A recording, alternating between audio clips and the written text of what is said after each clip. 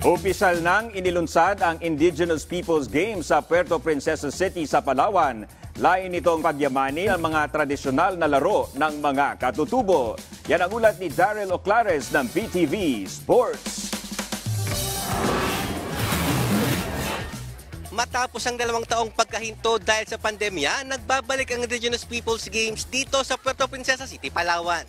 Sa pangunguna ng Philippine Sports Commission, National Commission on Indigenous Peoples at ng Provincial Government of Palawan, opisyal na binuksan ngayong araw ang IP Games na alinsunod sa Republic Act No. 8371 o ang Indigenous Peoples' Rights Act of 2017.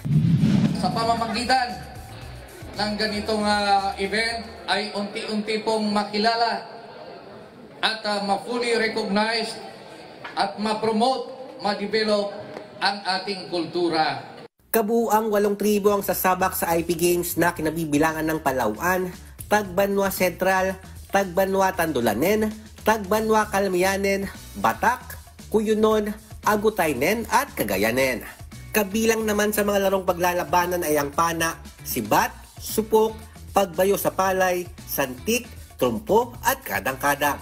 Sa kanya namang mensahe, sinabi ni PSC Commissioner Matthew Fritz Gaston na bukod sa sports, layunin din ng IP Games na palakasin ang karapatan ng ating mga kababayang katutubo.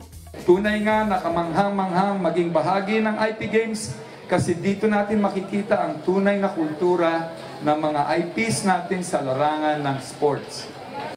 Bilang kinatawa naman ni Palawan Governor Victorino Dennis Socrates, nagpaabot ng pasasalamat si Provincial Legal Officer Attorney Joshua Bolusa sa muling pagsasagawa ng larong katutubo sa kanilang probinsya.